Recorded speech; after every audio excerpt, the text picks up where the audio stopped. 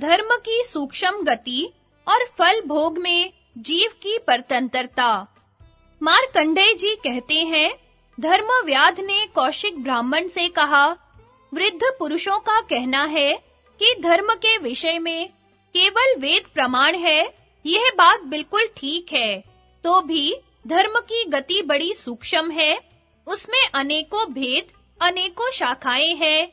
वेद में सत्य को धर्म और असत्य को अधर्म बताया गया है, परंतु यदि किसी के प्राणों का संकट उपस्थित हो और वहां असत्य भाषण से उसके प्राण बच जाते हो, तो उस अवसर पर असत्य बोलना धर्म हो जाता है। वहां असत्य से ही सत्य का काम निकलता है। ऐसे समय में सत्य बोलने से असत्य का ही फल होता है। इससे यह निष्कर्ष निकलता है कि जिससे परिणाम में प्राणियों का अत्यंत हित होता हो, वह ऊपर से असत्य दिखने पर भी वास्तव में सत्य है। इसके विपरीत जिससे किसी का अहित होता हो, दूसरों के प्राण जाते हो, वह देखने में सत्य होने पर भी वास्तव में असत्य एवं अधर्म है। इस प्रकार विचार करके देखो तो धर्म की गति बड़ी सूक्ष्म दिखाई देती है। मनुष्य जो भी शुभ या अशुभ कर्म करता है, उसका फल उसे अवश्य ही भोगना पड़ता है।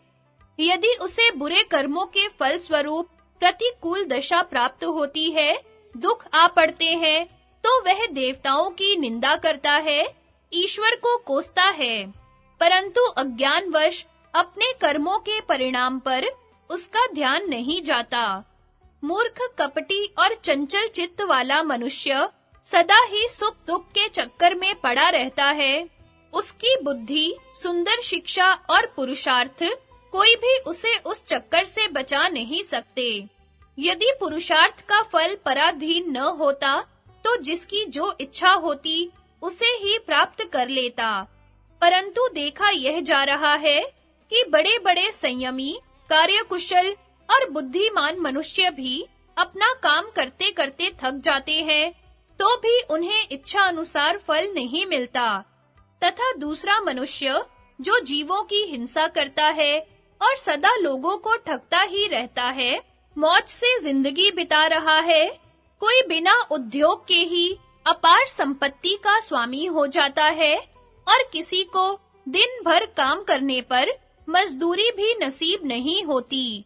कितने ही दीन मनुष्य पुत्र के लिए तपस्या करते, देवताओं को पूजते हैं, किंतु उनके बालक पैदा होकर कुल में कलंक लगाने वाले निकल जाते हैं।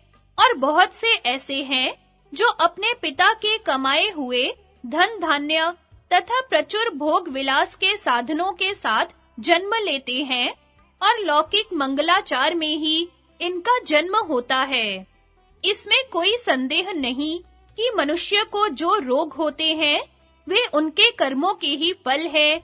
जैसे बहेलिए छोटे मृगों को कष्ट देते हैं, उसी प्रकार वे रोग और व्याधियां जीवों को पीड़ा देती रहती हैं। औषधों का संग्रह रखने वाले चिकित्सा कुशल वैद्य उन रोगों का उसी प्रकार निवारण कर देते हैं, जैसे वधिक मृगों को भगा देते हैं। विप्रवर, यह तो तुम भी देखते हो कि जिनके पास भोजन का भंडार भरा पड़ा है, वे प्राय संग्रहणी से कष्ट पा रहे हैं, उसे खा नहीं सकते।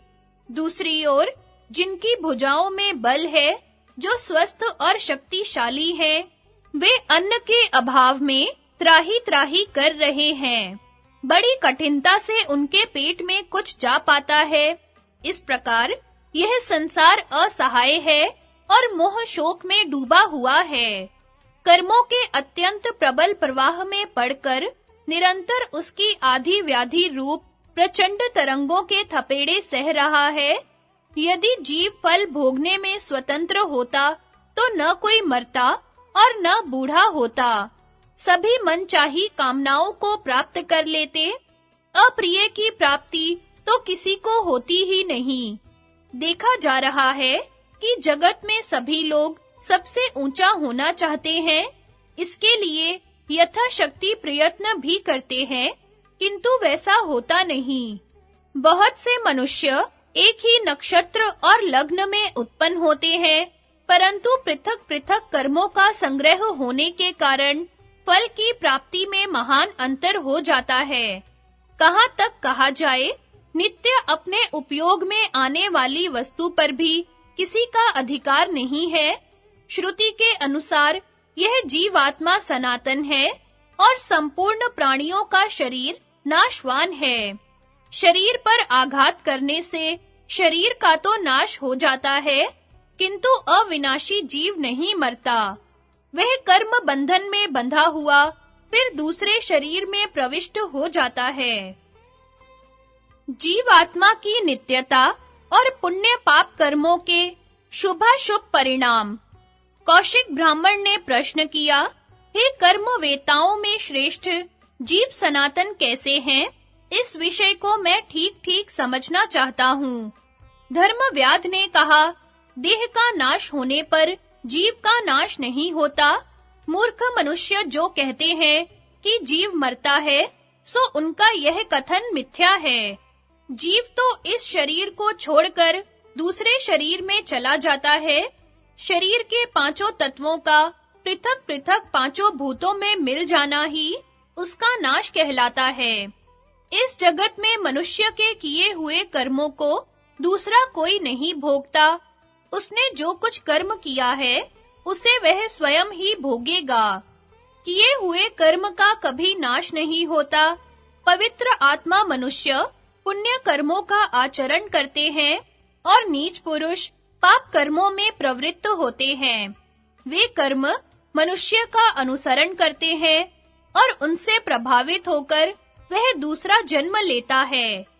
ब्राह्मण बोला, जीव दूसरी योनि में कैसे जन्म लेता है? पाप और पुण्य से उसका संबंध किस प्रकार होता है? और पुण्यमयी तथा पापमयी योनियों की प्राप्ति उसे किस तरह होती है? धर्मव्याध ने कहा, जीव कर्म बीजों का संग्रह करके जिस प्रकार शुभ कर्मों के अनुसार उत्तम योनियों में और पाप कर्मों के अनुसार अधम योनियों में जन्म ग्रहण करता है, उसका मैं संक्षेप से वर्णन करता हूँ। केवल शुभ कर्मों का संयोग होने से जीव को देवत्व की प्राप्ति होती है। शुभ और अशुभ दोनों का मिश्रण होने पर वह मनुष्य योनि में जन्म लेता है। मोह में डालने वाले तामस कर्मों के आचरण से पशु पक्षी आदि योनियों में जाना पड़ता है और पापी मनुष्य नरक में पड़ता है। वह जन्म, मरण और वृद्धावस्था के दुखों से सदा पीड़ित होता रहता है। अपने ही पापों के कारण उसे बारंबार संसार के कलेश भोगने पड़ते हैं। कर्म बंधन में बंधे हुए जीव हजारों प्रकार की तिर्यक योनियों में और नरकों में चक्कर लगाया करते हैं। मृत्यु के पश्चात पाप कर्मों से दुख प्राप्त होता है और उस दुख का भोग करने के लिए वह जीव नीच जाति में जन्म लेता है। वहां फिर नए-नए बहुत से पाप कर्म कर बैठता है, जिनके कारण कुपथ्य खा लेने वाले रोगी की तरह उसे पुनः नाना प्रकार के कष्ट भोगने पड़ते हैं।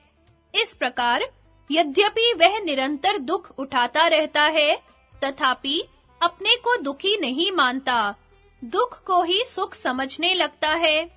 जब तक बंधन में डालने वाले कर्मों का भोग पूरा नहीं होता और नए-नए कर्म बनते रहते हैं, तब तक अनेकों कष्टों को सहन करता हुआ वह चक्र की तरह इस संसार में चक्कर लगाता रहता है।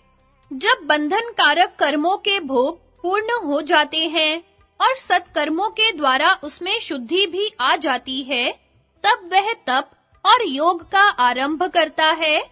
अतः पुण्य कर्मों के फल स्वरूप उसे उत्तम लोकों की प्राप्ति होती है, जहां जाकर वह शोक में नहीं पड़ता। पाप करने वाले मनुष्य को पाप की आदत हो जाती है, फिर उसके पाप का अंत नहीं होता। इसलिए पुण्य करने के लिए ही प्रयत्न करना चाहिए, पाप का तो त्याग ही उचित है।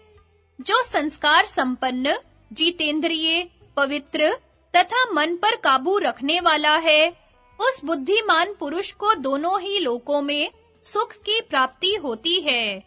इसलिए प्रत्येक मनुष्य को चाहिए कि वह सत्पुरुषों के धर्म का पालन करे और शिष्टों के ही समान बर्ताव करे। संसार में जिससे किसी को कष्ट न पहुंचे, ऐसी वृत्ति से जीविका चलावे, अपने धर्म के अनुसार ही कर्म करे, जिससे कर्मों का संकर न होने पावे। बुद्धिमान पुरुष धर्म से ही आनंद मानता है, धर्म का ही आश्रय ग्रहण करता है और धर्म से कमाए हुए धन के द्वारा धर्म का ही मूल सींचता है।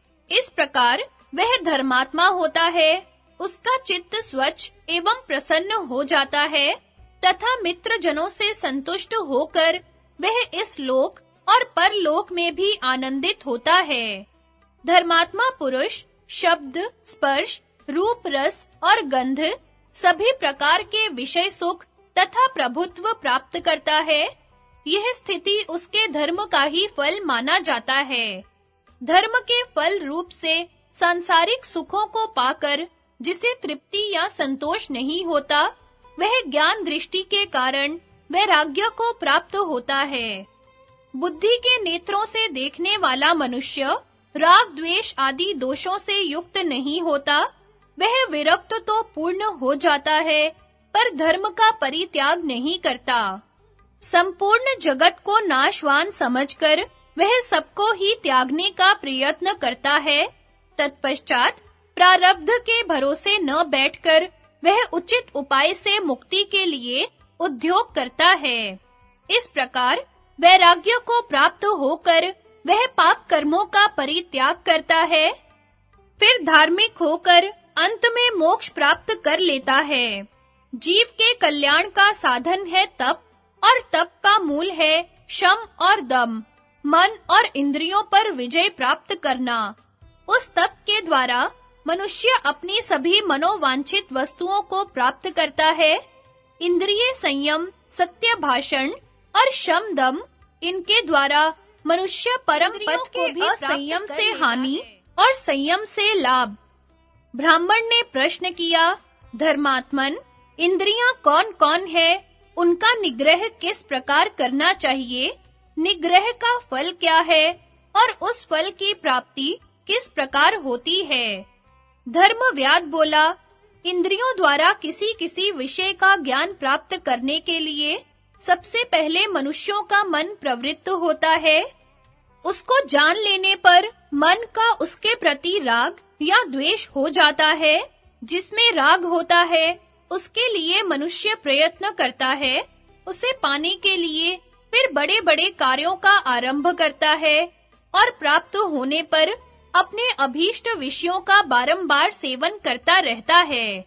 अधिक सेवन से उसमें राग उत्पन्न होता है, उसके निमित्त से दूसरों के साथ द्वेष हो जाता है, फिर लोभ और मोह बढ़ते हैं। इस प्रकार लोभ से आक्रांत और राग द्वेष से पीड़ित मनुष्य की बुद्धि धर्म में नहीं लगती। अगर वह धर्म करता भी है तो कोरा बहाना मात्र होता है, उसकी ओट में स्वार्थ छिपा रहता है। ब्याज से धर्माचरण करने वाला मनुष्य वास्तव में अर्थ चाहता है और धर्म के ब्याज से जब अर्थ की सिद्धि होने लगती है तो वह उसी में रम जाता है। फिर उस धन से उसके हृदय में पाप करने की इच्छा जागृत होती है। जब उसके मित्र और विद्वान पुरुष उसे उस कर्म से रोकते हैं तो उसके समर्थन में वह अशास्त्रीय उत्तर देते हुए भी उसे वेद प्रतिपादित बताता है। राग रूपी दोष के कारण उसके द्वारा 3 प्रकार के अधर्म होने लगते हैं। पहला, वह मन से पाप का चिंतन करता है। दूसरा, वाणी से पाप की ही बात बोलता है। और तीसरा, क्रिया द्वारा भी पाप का ही आचरण करता है। अधर्म में लग जाने पर उसके अच्छे गुण नष्ट हो जाते हैं। अपने जैसे स्वभाव वाले पापियों से उसकी मित्रता बढ़ती है। उस पाप से इस लोक में तो दुख होता ही है, परलोक में भी उसे बड़ी दुर्गति भोगनी पड़ती है। इस प्रकार मनुष्य कैसे पापात्मा होता है, यह बात बताई गई। अब धर्म की प्राप्ति कैसे होती है, इसको सुनो। किसमें सुख है और किसमें दुख, इसके विवेचन में जो कुशल है, वह अपनी तीक्ष्ण बुद्धि से विषय संबंधी दोषों को पहले ही समझ लेता है। इससे वह साधु महात्माओं का संग करने लगता है। साधु संग से उसकी बुद्धि धर्म में प्रवृत्त हो जाती है। विप्रवर, पंचभूतों से बना हुआ यह संपूर्ण चराचर जगत ब्रह्म स्वरूप है। ब्रह्म से उत्कृष्ट कोई पद नहीं है। 5 भूत ये हैं: आकाश, वायु, अग्नि, जल और पृथ्वी। शब्द, स्पर्श, रूप, रस और गंध, ये क्रमशः इनके विशेष गुण है। 5 भूतों के अतिरिक्त छठा तत्व है चेतना, इसी को मन कहते हैं। 7वां तत्व है बुद्धि और 8वां है अहंकार। इनके सिवा 5 ज्ञानेंद्रियां, जीवात्मा और सत्व, रज, तम सब मिलकर 17 तत्वों का यह समूह अव्यक्त कहलाता है। 5 ज्ञानेंद्रियों के तथा मन और बुद्धि के जो व्यक्त और अव्यक्त विषय हैं, उनको सम्मिलित करने से यह समूह 24 तत्वों का माना जाता है।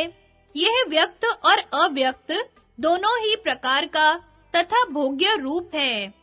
पृथ्वी के 5 गुण हैं: शब्द, स्पर्श, रूप, रस और गंध। इनमें गंध को छोड़कर शेष 4 गुण जल के भी हैं। तेज के 3 गुण हैं: शब्द, स्पर्श और रूप। वायु के शब्द और स्पर्श 2 ही गुण हैं और आकाश का शब्द ही 1 गुण है। ये 5 भूत एक दूसरे के बिना नहीं रह सकते। एक ही भाव को प्राप्त होकर ही स्थूल रूप में प्रकाशित होते हैं। जिस समय चराचर प्राणी तीव्र संकल्प के द्वारा अन्य देह की भावना करते हैं, उस समय काल के अधीन हो दूसरे शरीर में प्रवेश करते हैं। पूर्व देह के विस्मरण को ही उनकी मृत्यु कहते हैं। इस प्रकार क्रमशः उनका आविर्भाव और तिरोभाव होता रहता है। देह के प्रत्येक अंग में जो रक्त आदि धातु दिखाई देते हैं, ये पंचभूतों के ही परिणाम हैं। इनसे सारा चराचर जगत व्यापक है। बाह्य इंद्रियों से जिसका संसर्ग होता है, वह व्यक्त है। किंतु जो विषय इंद्रिय ग्राह्य नहीं है, केवल अनुमान से ही जाना जाता है, उसे अव्यक्त समझना चाहिए। अपने विषयों का अतिक्रमण न करके शब्द आदि विषयों को ग्रहण करने वाली इन इंद्रियों को जब आत्मा अपने वश में करता है, उस समय मानो वह तपस्या करता है। इंद्रिय निग्रह द्वारा मानो आत्म तत्व के साक्षात्कार का प्रयत्न करता है। इससे आत्मदृष्टि प्राप्त हो जाने के कारण वह संपूर्ण लोकों में अपने को व्याप्त और अपने में संपूर्ण लोकों को स्थित देखता है। इस प्रकार परात्पर ब्रह्म को जानने वाले ज्ञानी पुरुष जब तक प्रारब्ध शेष रहता है, तभी तक संपूर्ण भूतों को देखता है। सब अवस्थाओं में सब भूतों को आत्म रूप से देखने वाले उस ब्रह्म भूत ज्ञानी का कभी भी अशुभ कर्मों से संयोग नहीं होता। जो मायामय कलेशों को लांघ जाता है, उस योगी को लोक वृत्ति के प्रकाशक ज्ञान मार्ग के द्वारा परम पुरुषार्थ की प्राप्ति होती है। बुद्धिमान ब्रह्मा ने वेदों के द्वारा मुक्त जीव को आदि अंत से रहित स्वयंभू अविकारी, अनुपम तथा निराकार बताया है। हे विप्र, सबका मूल है तप, और तप होता है इंद्रियों के संयम करने से ही, और किसी प्रकार नहीं।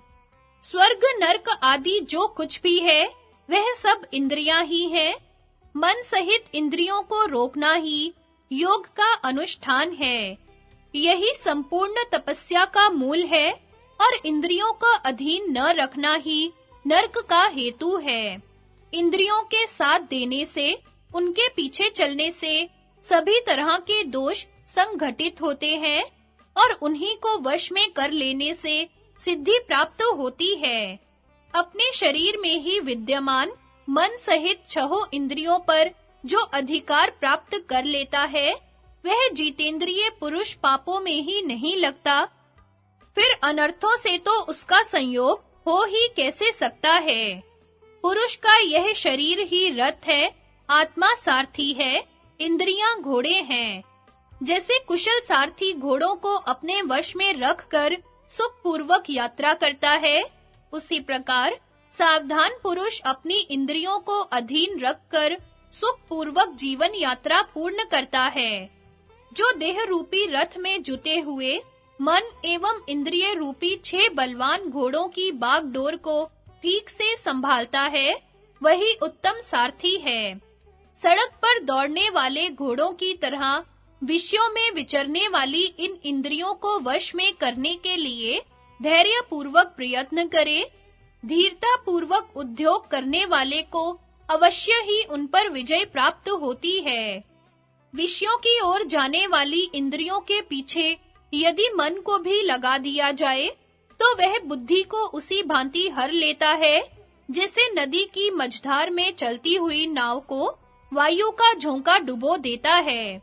इन 6 इंद्रियों के विषय में अज्ञानी पुरुष मोहवश सुख की भावना करते हैं, फल की सिद्धि मानते हैं, परंतु जो उनके दोषों का अनुसंधान करने वाला वीतराग पुरुष है, वह उनका निग्रह करके ध्यान का आनंद उठाता तथा ब्रह्म साक्षात्कार के उपाय। मार्कंडेय जी कहते हैं, इसके पश्चात कौशिक ब्राह्मण ने धर्मव्याध से कहा, अब मैं सत्व रज तम इन तीनों गुणों का स्वरूप जानना चाहता हूँ, मुझसे इनका यथावत वर्णन करो। धर्मव्याध बोला, अच्छा, अब मैं तीनों गुणों का पृथक-पृथक स्वरूप बताता हूँ, सुनो। तीनों गुणों में जो तमोगुण है, वह मोह उपाजने वाला है। रजोगुण कर्मों में प्रवृत्त कराने वाला है, परंतु सत्वगुण विशेष ज्ञान का प्रकाश फैलाने वाला है, इसलिए वह सबसे उत्तम माना गया है। जिसमें अज्ञान अधिक है, जो मोहग्रस्त और अचेत होकर रात दिन नींद लेता रहता है, जिसकी इंद्रियां वश में नहीं है, जो अविवेकी, क्रोधी और आलसी है, ऐसे मनुष्य को तमोगुणी समझना चाहिए। जो प्रवृत्ति की ही बात करने वाला और विचारशील है, दूसरों के दोष नहीं देखता, सदा कोई ना कोई काम करना चाहता है, जिसमें विनय का अभाव और अभिमान की अधिकता है, उसको रजोगुणी समझो। जिसके भीतर प्रकाश अधिक है, जो धीर और निष्क्रिय है, दूसरों के दोष न देखने वाला और जितेंद्रिय है, तथा जिसने क्रोध को त्याग दिया है, वह सात्विक पुरुष है। मनुष्य को चाहिए कि हल्का भोजन करे और अंतःकरण को शुद्ध रखे। रात के पहले और पिछले पहर में सदा अपना मन आत्मचिंतन में लगावे। इस प्रकार जो सदा अपने हृदय में आत्म साक्षात्कार का अभ्यास करता है, वह प्रज्वलित दीपक की भांति अपने मनः प्रदीप से निराकार आत्मा का दर्शन प्राप्त करके मुक्त हो जाता है। सब तरह के उपायों से क्रोध और लोभ की वृत्तियों को दबाना चाहिए। संसार में यही तप है और यही भव सागर से पार उतारने वाला सेतु है। तप को क्रोध से, धर्म को द्वेष से, विद्या को मान अपमान से और अपने को प्रमाद से बचाना चाहिए। क्रूरता का अभाव सबसे बड़ा धर्म है, क्षमा सबसे प्रधान बल है, सत्य ही सबसे उत्तम व्रत है तथा आत्मा का ज्ञान ही सबसे उत्तम ज्ञान है। सत्य बोलना सदा कल्याणकारी है, सत्य में ही ज्ञान की स्थिति है। जिससे प्राणियों का अत्यंत कल्याण हो, वही सबसे बढ़कर सत्य माना गया है। जिसके कर्म कामनाओं से बंधे हुए नहीं होते, जिसने अपना सब कुछ त्याग की अग्नि में हवन कर दिया है, वही बुद्धिमान है और वही त्यागी है। किसी प्राणी की हिंसा न करे, सब में मित्र भाव रखते हुए विचरे। यह दुर्लभ मनुष्य जीवन पाकर किसी से वैर न करे, कुछ भी संग्रह न रखना, सभी दशाओं में संतुष्ट रहना, कामना और लोलुपता को त्याग देना, यही सबसे उत्तम ज्ञान है और यही आत्मज्ञान का साधन है। सब प्रकार के संग्रह का त्याग कर परलोक और इहलोक के भोगों की ओर से सुदृढ़ वैराग्य धारण कर बुद्धि के द्वारा मन और इंद्रियों का संयम करे। जो जितेंद्रिय है, जिसका मन पर अधिकार हो गया है और जो अजित पद को जीतने की इच्छा करता है, नित्य तपस्या में लगे रहने वाले उस मुनि को आसक्ति पैदा करने वाले भोगों से अलग अनासक्त रहना चाहिए। जहाँ गुण भी अगुण हो जाते हैं, जो विषयों की आसक्ति से रहित है, जो एकमात्र नित्य सिद्ध स्वरूप है तथा जिसकी प्राप्ति में अज्ञान के सिवा और कोई व्यवधान नहीं है, जो अज्ञान दूर होने पर अपने से अभिन्न रूप में प्रकाशित होता है, वही ब्रह्म का पद है, वही असीम आनंद है। जो मनुष्य सुख और दुख दोनों की इच्छा त्याग देता है तथा जो अत्यंत आसक्ति शून्य हो जाता है, वही ब्रह्म को प्राप्त होता है। विप्रवर, इस प्रकार इस विषय को मैंने जैसा सुना और जाना है, सो सब आपको सुना दिया। धर्मव्याध की अपने माता-पिता के प्रति भक्ति। मार्कंडेय जी कहते हैं, युधिष्ठिर, इस प्रकार जब धर्मव्याध ने मोक्ष साधक धर्मों का वर्णन किया, तो कौशिक ब्राह्मण अत्यंत प्रसन्न होकर यूं बोला, तुमने मुझसे जो कुछ कहा है, सब न्याय युक्त है। मुझे तो ऐसा जान पड़ता है, धर्म के विषय में ऐसी कोई बात नहीं है जो तुम्हें ज्ञात न हो। धर्मव्याध ने कहा, ब्राह्मण देव, अब मेरा प्रत्यक्ष धर्म भी चलकर देखिए, जिसकी बदौलत मुझे यह सिद्धि मिली है। घर के भीतर पधारिए और मेरे माता-पिता का दर्शन कीजिए। व्याध के ऐसा कहने पर ब्राह्मण ने भीतर प्रवेश किया। वहां उन्हें एक बहुत सुंदर गृह दिखाई पड़ा, जिसमें 4 कमरे थे, चूने की सफेदी की हुई थी। उस घर की शोभा देखते ही मन मोह जाता था। ऐसा जान पड़ता था मानो देवताओं का निवास स्थान हो। देवताओं की सुंदर प्रतिमाओं से वह भवन और भी सुशोभित हो रहा था। एक ओर सोने के लिए बिछौनों सहित पलंग था, दूसरी ओर बैठने के लिए आसन रखे हुए थे। वहां धूप और केसर आदि की मीठी सुगंध फैल रही थी। ब्राह्मण ने देखा, एक बहुत सुंदर आसन पर धर्मव्याध के माता-पिता भोजन करके प्रसन्न चित्त से बैठे हुए हैं। उनके शरीर पर श्वेत वस्त्र शोभा पा रहे हैं और पुष्प चंदन आदि से उनकी पूजा की हुई है। धर्मव्याध ने माता-पिता को देखते ही उनके चरणों पर सिर रख दिया, पृथ्वी पर पड़कर साष्टांग प्रणाम किया।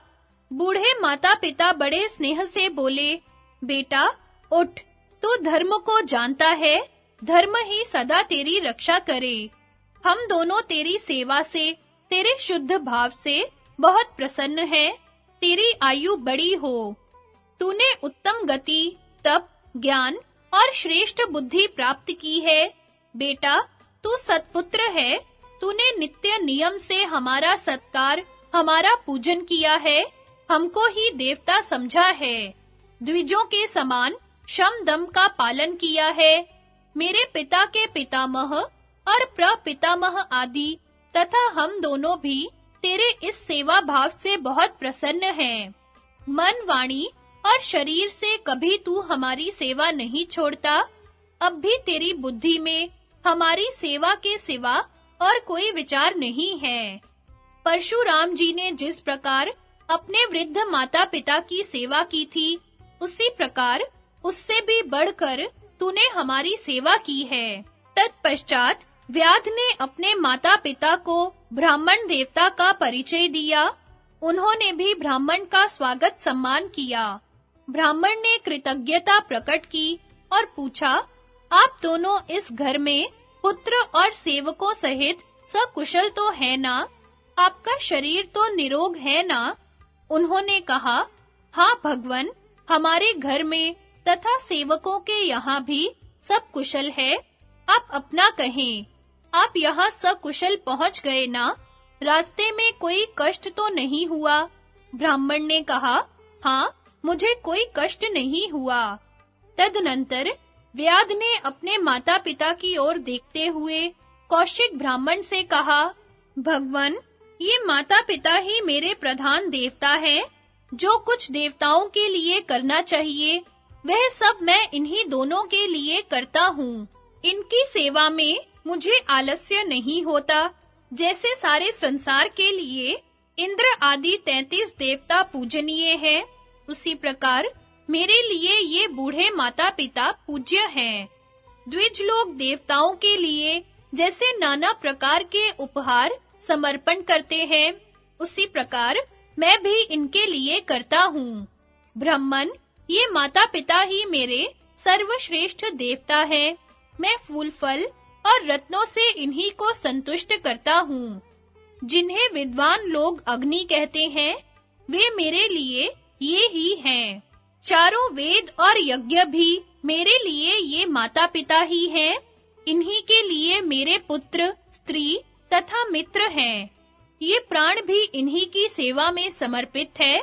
स्त्री बच्चों के साथ नित्य मैं इन्हीं की सेवा करता हूँ। स्वयं ही इन्हें नहलाता हूँ, चरण धोता हूँ और स्वयं ही भोजन परोसकर जिमाता हूँ।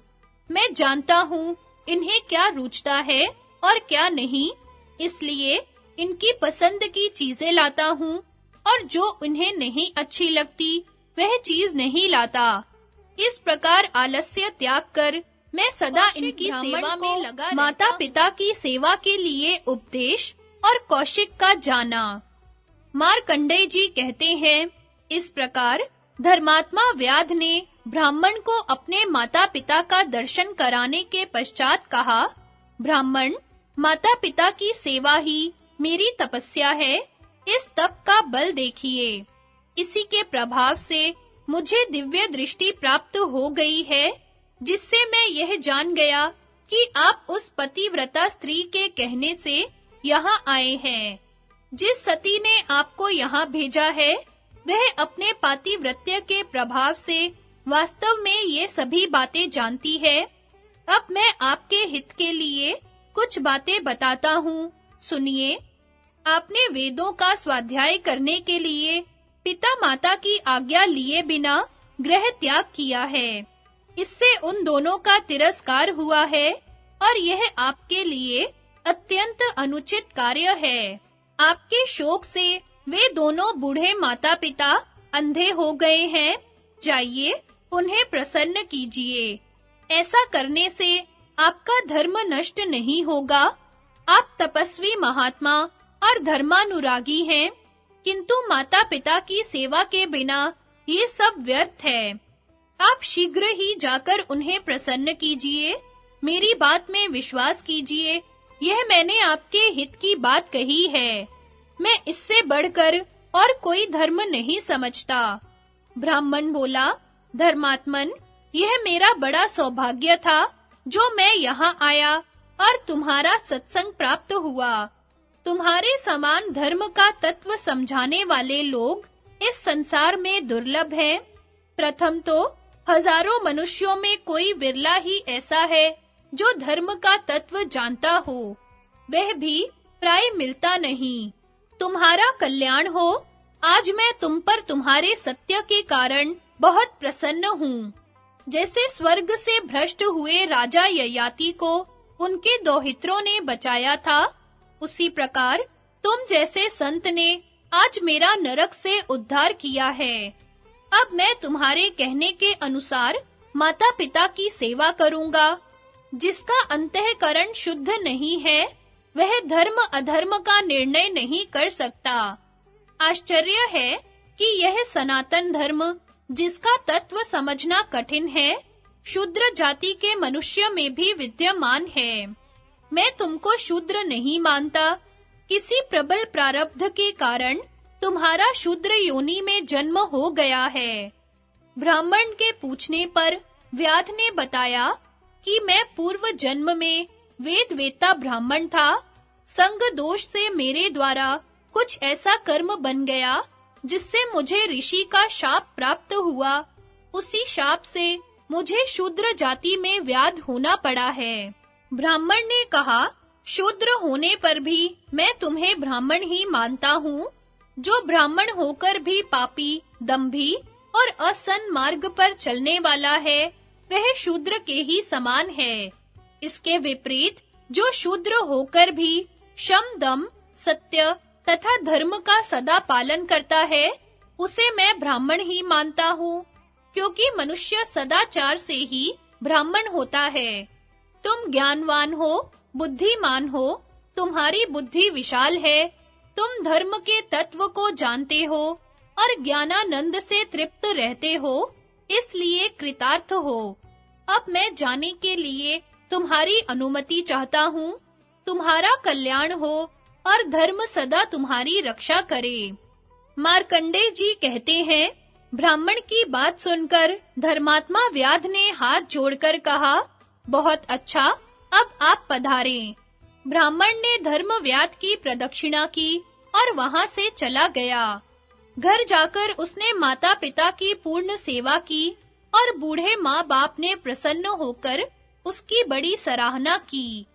युधिष्ठिर, तुमने जो प्रश्न किया था, उसके अनुसार मैंने पतिव्रता स्त्री और ब्राह्मण का महत्व सुनाया तथा धर्मव्याध ने जो माता-पिता की सेवा की महिमा कही थी, वह भी सुना दी। युधिष्ठिर बोले, मुनिवर, आपने धर्म के विषय में यह बहुत ही अद्भुत उपाख्यान सुनाया है। इसे सुनकर इतना सुख मिला है कि बहुत सा समय भी एक क्षण के समान बीत गया। आपसे यह धर्म की कथा सुनते-सुनते मुझे तृप्ति ही नहीं हो रही है। कार्तिकेय के जन्म और देव सेनापतित्व ग्रहण का वृत्तांत। युधिष्ठिर ने पूछा, भार्गव श्रेष्ठ, स्वामी कार्तिकेय जी का जन्म किस प्रकार हुआ था और वे अग्नि के पुत्र किस प्रकार हुए? यह सब प्रसंग मुझे यथावत सुनाने की कृपा कीजिए। मार्कंडेय जी ने कहा, कुरुनंदन, सुनिए, मैं आपको मतिमान कार्तिकेय जी के जन्म का वृत्तांत सुनाता हूँ। पूर्व काल में देवता और असुर आपस में संग्राम ठानते रहते थे। उनमें सदा ही घोर रूप वाले असुरों की देवताओं पर विजय होती थी। जब इंद्र ने बार-बार अपनी सेना को नष्ट होते देखा, तो वे मानस पर्वत पर जाकर एक श्रेष्ठ सेनापति प्राप्त करने के लिए विचार करने लगे। इतने में उनके कानों में एक स्त्री के आर्तनाद का शब्द पड़ा।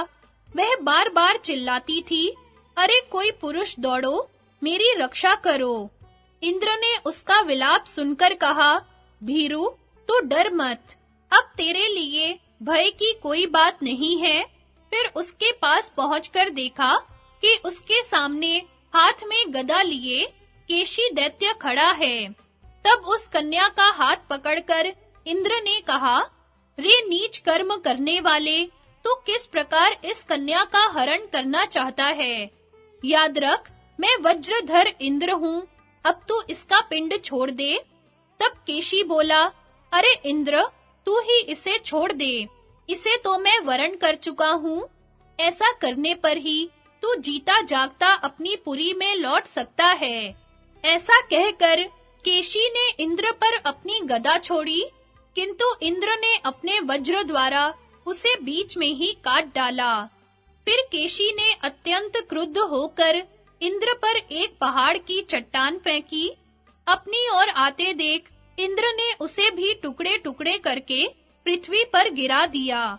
गिरते समय उससे केशी को ही चोट लगी। उस चोट से घबराकर वह उस कन्या को छोड़कर भागा। केशी के भाग जाने पर इंद्र ने उस कन्या से पूछा, सुमुखी, तुम कौन हो, किसकी पुत्री हो और यहाँ तुम्हारा क्या काम है? कन्या ने कहा, इंद्र, मैं प्रजापति की पुत्री हूँ, मेरा नाम देवसेना है। दैत्य सेना मेरी बहन है, उसे यह केशी पहले ले जा चुका है। हम दोनों बहनें प्रजापति की आज्ञा लेकर साथ-साथ खेलने के लिए इस मानस पर्वत पर आया करती थी और यह केशी दैत्य नित्य प्रति हमें अपने साथ चलने के लिए कहा करता था। किंतु दैत्य सेना का तो इस पर प्रेम था, मैं इसे नहीं चाहती थी। इसलिए उसे तो यह ले गया और मैं आपके बल पराक्रम से बच गई। अब तुम जिस दुर्जय वीर को निश्चित करोगे, उसी को मैं अपना पति बनाना चाहती हूँ। इंद्र ने कहा, मेरी माता दक्ष पुत्री अदिति है, इसलिए तू मेरी मौसेरी बहन होती है। अच्छा बता, तेरे पति का कैसा बल होना चाहिए?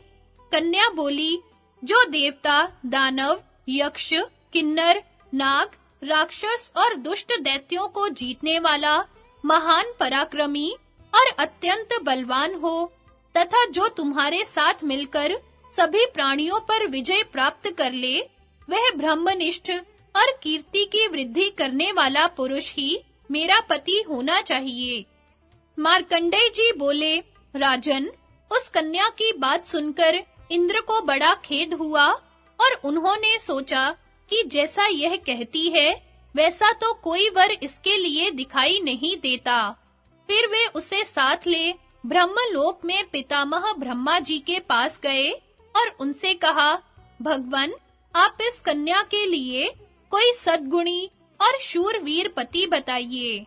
ब्रह्मा जी ने कहा, इसके लिए जिस प्रकार तुमने विचार किया है, वही बात मैंने भी सोची है। अग्नि के द्वारा एक महान पराक्रमी बालक होगा, वह इस कन्या का पति होगा और तुम्हारे सेनाध्यक्ष का काम करेगा। ब्रह्मा जी की यह बात सुनकर इंद्र ने उन्हें प्रणाम किया और उस कन्या को साथ लेकर जहां वशिष्ठ आदि प्रधान ब्रह्म ऋषि और देव ऋषि थे, वहां गए। उन दिनों वे महर्षि गण जो यज्ञ कर रहे थे, उसमें देवता लोग आकर अपने भाग ग्रहण करते थे। ऋषियों के आवाहन करने पर अग्निदेव भी वहां आए थे और उनकी मंत्रोच्चारण पूर्वक दी हुई बलियों को ग्रहण करके भिन्न-भिन्न देवताओं को देने लगे। उस समय ऋषि पत्नियों का रूप देखकर अग्निदेव की इंद्रियां चंचल हो गई और बहुत विचार करने पर भी काम के वेग को वे रोक न सके। किंतु उस कामअग्नि को शांत करने का उन्हें कोई अवसर मिलना संभव नहीं था, क्योंकि ऋषि पत्नियां बड़ी पतिव्रता और शुद्ध हृदय वाली थी। इसलिए अग्निदेव का हृदय बहुत संतप्त होने लगा और वे निराश होकर शरीर त्यागने के विचार से वन में चले गए। जब अग्नि की पत्नी स्वाहा को मालूम हुआ कि वे ऋषि पत्नियों पर मोहित होने से काम संतप्त होकर वन में चले गए हैं, तो उसने विचार किया कि मैं ही ऋषि पत्नियों का रूप धारण करके उन्हें अपने में आसक्त करूंगी। इससे उनका तो मेरे ऊपर प्रेम बढ़ जाएगा और मेरी काम वासना की तृप्ति होगी। यह सोचकर स्वाहा ने पहले महर्षि अंगिरा की पत्नी रूप गुणशीलवती शिवा का रूप धारण किया और अग्निदेव के पास जाकर कहने लगी, अग्निदेव, मैं कामाग्नि से जली जा रही हूँ, इसलिए तुम मेरी इच्छा पूर्ण करो। यदि तुम ऐसा नहीं करोगे, तो मेरे प्राण नहीं बच सकते। मैं महर्षि अंगिरा की भार्या शिवा हूँ। तब अग्नि ने बहुत प्रसन्न होकर उसके साथ समागम किया। इसी प्रकार स्वाहा ने सप्त ऋषियों में से प्रत्येक की पत्नी का रूप धारण करके अग्नि की काम शांति की, किंतु अरुंधति के तप और पातिव्रत्य के प्रभाव से वह उसका रूप धारण नहीं कर सकी। इस प्रकार काम तप्ता स्वाहा ने प्रतिपदा के दिन 6 बार अग्नि के वीर्य को उसी सुवर्ण के कुंड में रखा। उससे एक ऋषि पूजित बालक उत्पन्न हुआ। स्खलित वीर्य से उत्पन्न होने के कारण उसका नाम स्कंद हुआ। उसके 6 सिर, 12 कान, 12 नेत्र, 12 भुजाएं तथा 1 ग्रीवा और 1 पेट था। वह द्वितीया को अभिव्यक्त हुआ, तृतीया को शिशु रहा और चतुर्थी को अंग प्रत्यंग से संपन्न हो गया। जिस प्रकार उदित होता हुआ सूर्य अरुण वर्ण बादल में सुशोभित हो, उसी प्रकार विद्युत युक्त अरुण मेघ से घिरा हुआ वह बालक जान पड़ता था। फिर त्रिपुर विनाशक महादेव जी ने दैत्यों का संहार करने वाले जो विशाल और रोमांचकारी धनुष रख छोड़ा था, उसे स्कंद जी ने उठा लिया और अपने भीषण सिंहनाद से तीनों लोकों के चराचर जीवों को संज्ञा शून्य सा कर दिया। उनकी उस महामेघ के समान भयंकर गर्जना को सुनकर बहुत से प्राणी पृथ्वी पर गिर गए। उस समय जिन-जिन प्राणियों ने उनकी शरण ली, उन्हें उनका पार्षद कहा जाता है। उन सबको महाबाहु स्वामी कार्तिकेय पर्वत के ऊपर खड़े होकर हिमालय के पुत्र क्रौंच पर्वत को बाणों से बीन दिया। उसी छिद्र में होकर हंस और गृध्र पक्षी आज भी मेरु पर्वत जाते हैं। कार्तिकेय जी के बाणों से विद्ध होकर क्रौंच पर्वत अत्यंत आर्तनाद करता हुआ नीचे गिर पड़ा। उसके गिरने पर दूसरे पर्वत भी बड़ा चीत्कार करने लगे। उन अत्यंत आर पर्वतों का वह चीत्कार शब्द सुनकर भी महाबली कार्तिकेय जी विचलित नहीं हुए, बल्कि एक शक्ति हाथ में लेकर सिंहनाद करने लगे। जब उन्होंने उस शक्ति को छोड़ा, तो उससे बड़े वेग से श्वेतगिरी के एक विशाल शिखर को फोड़ डाला। उनकी मार से विदीर्ण हुआ वह श्वेत पर्वत डर कर दूसरे पहाड़ों के सहित पृथ्वी को छोड़कर आकाश में उड़ गया। तब पृथ्वी भी भयभीत होकर जहां-तहां से फट गई।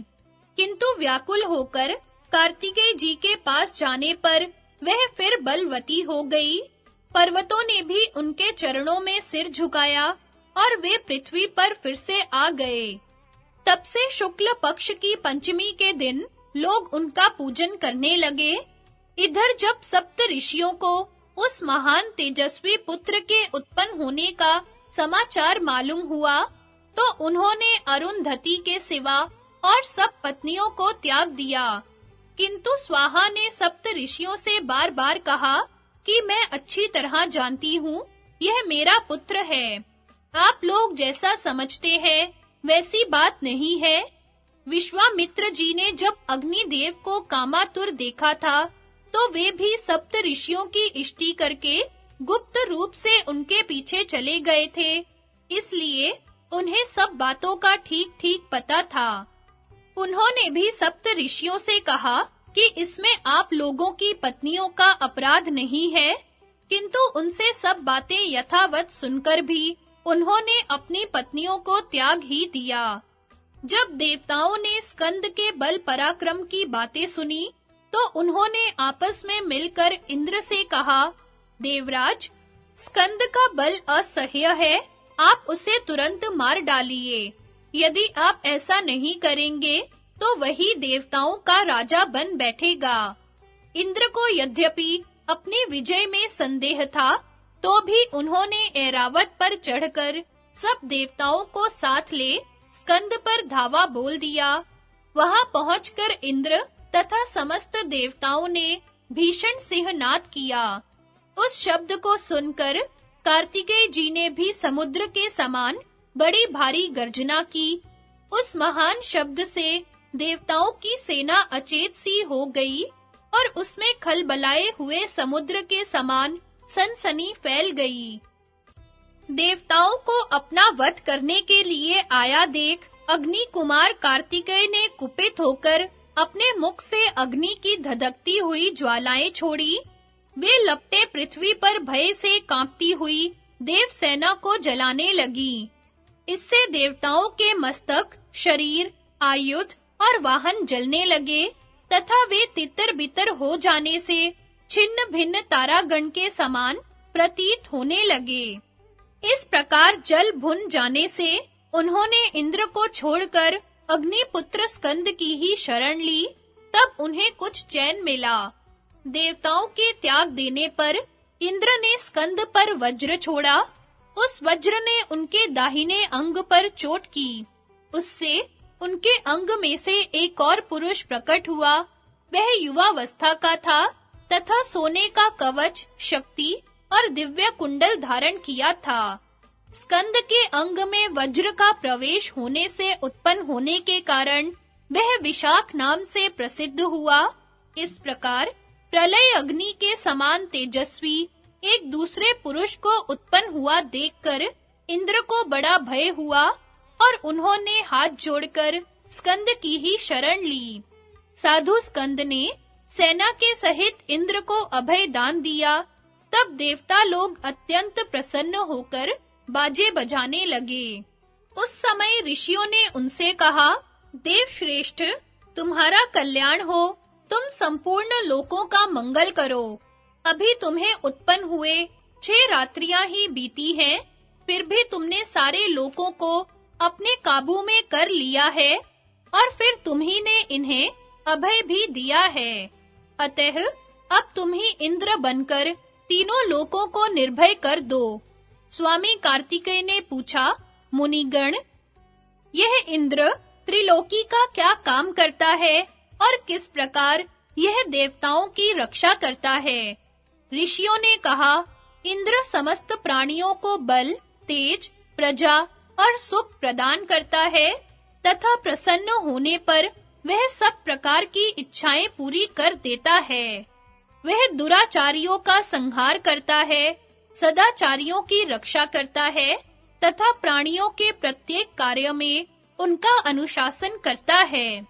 जब सूर्य नहीं रहता तो वही सूर्य हो जाता है और चंद्रमा के अभाव में वही चंद्रमा होकर चमकता है। इसी प्रकार वही भिन्न-भिन्न कारणों से अग्नि, वायु, पृथ्वी और जल बन जाता है। ये ही सब काम इंद्र को करने पड़ते हैं, क्योंकि इंद्र में बड़ा बल होता है। वीरवर, तुम भी बड़े ही बलवान हो, इसलिए तुम ही हमारे इंद्र बन जाओ। तब इंद्र ने भी कहा, महाबाहो, तुम इंद्र बनकर हम सबको सुखी करो। तुम वास्तव में इस पद के योग्य हो, इसलिए आज ही अपना अभिषेक कराओ। स्कंद ने कहा, शक्र, आप ही निश्चिंत होकर त्रिलोकी का शासन करें। मैं तो आपका सेवक हूँ, मुझे इंद्र पद की इच्छा नहीं है।